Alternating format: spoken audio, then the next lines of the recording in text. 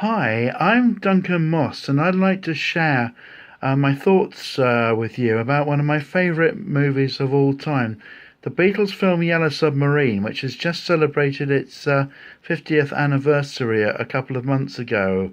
And I went to see it at Kingston Cinema. First time I've ever seen it on the big screen, and it looked fabulous.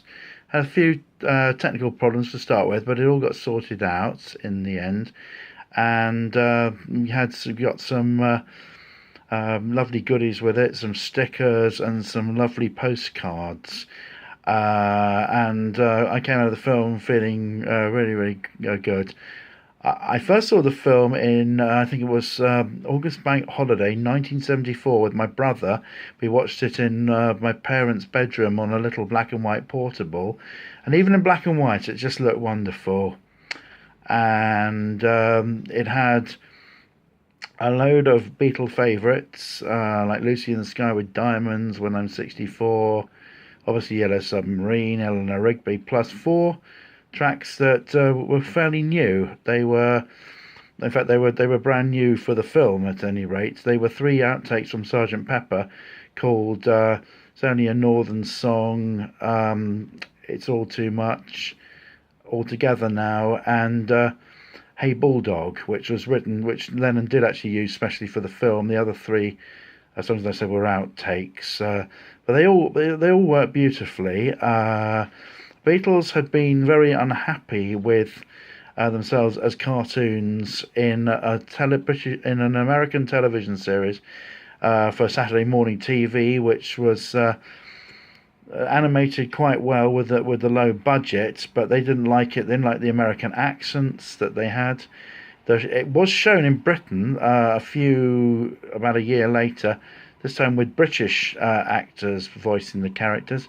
And most of these ended up voicing the characters for the Yellow Submarine movie, which is believed to have been the Beatles had three film contract with United Artists. They'd done A Hard Day's Night and Help.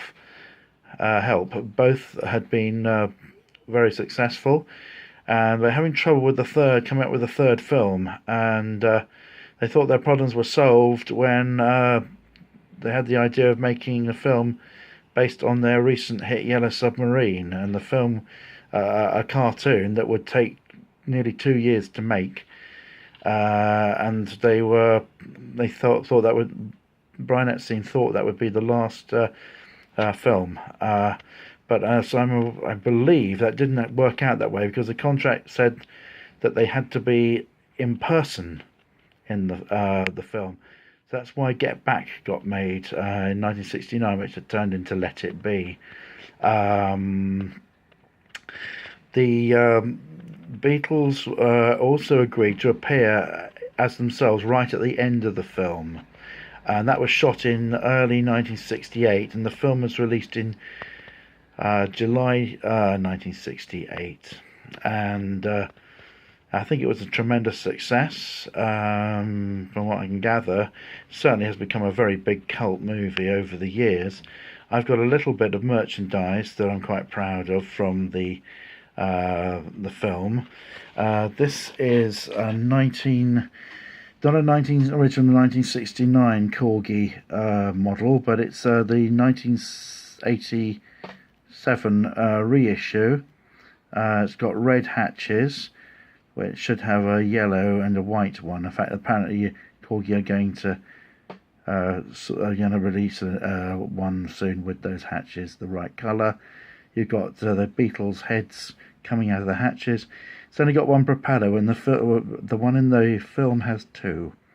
But it's still a lovely model nevertheless. And this is a Hot Wheels version. You can't see it particularly well in the light. Not issued in this country. I had to get it on an import. Don't understand why some of these things don't get released in the country. The Jerry Anderson stuff is released on Hot Wheels, but not in the UK. This is a beautiful Lego version of the Yellow Submarines. I haven't had a chance to make up yet, when you get the four Beatles and a load of characters from the film. Seth MacFarlane made some wonderful models. This is a Blue Meanie. the Beatles' enemies from the film. And this is a yellow submarine, another yellow submarine. This one has you can wind it up and it goes along in the bath. What happened? You could buy a Beatle. You bought a bit. Each individual Beatle would have a prop from the movie in it, or another character.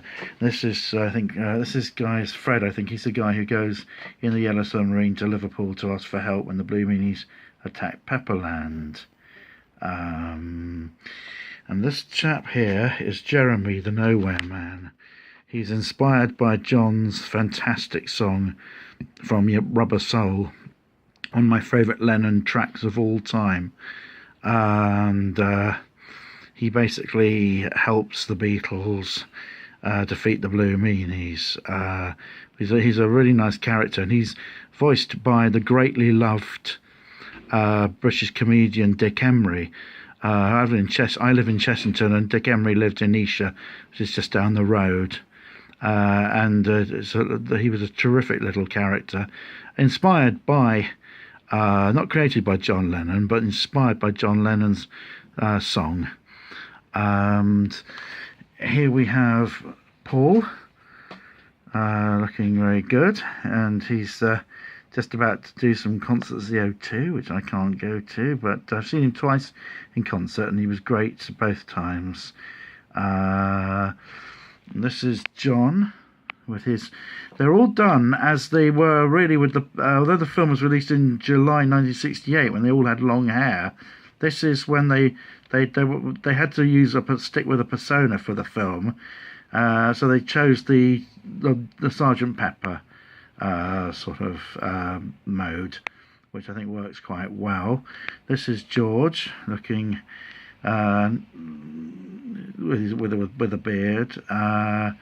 It's quite a nice one, and there it's better to do it that way. To the left we've got George, and to the right we've got Ringo, and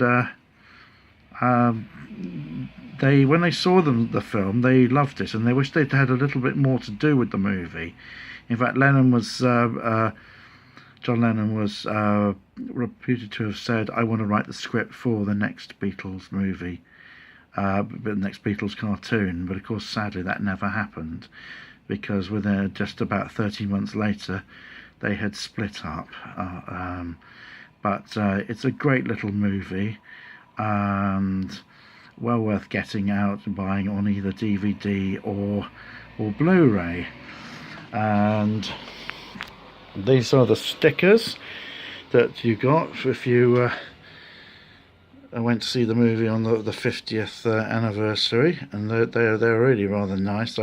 I put mine in a presentation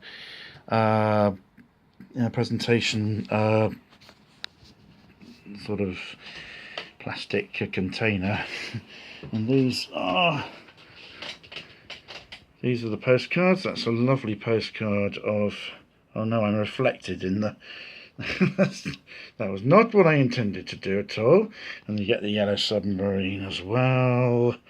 And last one, you get they're in the Sea of Holes, and a nasty Blue Meanie.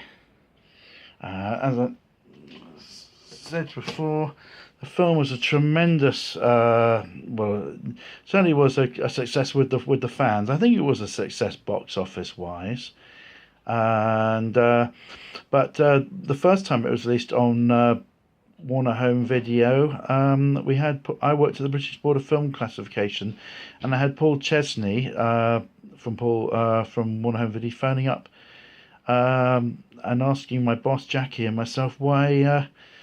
Saying a lot of fans are complaining, "Hey Bulldog isn't in the film. What are they on about?" And I said, "Well, it's one of the songs used in the film." And I said, "You mean it's not actually in the film?" And he said, "Well, don't you start as well." But apparently, they got the American print, which actually Walter Shenson, who was producer of the film, didn't like "Hey Bulldog" and left it out of the American prints. Great shame, because it's actually such a wonderful song. Well, I'm beginning to run out of video, believe it or not. I've rambled on, but as I say, it's one of my favourite movies. I just wanted to share with you some of my thoughts, and I hope you've enjoyed this little blog. I hope it hasn't been a wasted time. Thank you very much. Bye bye.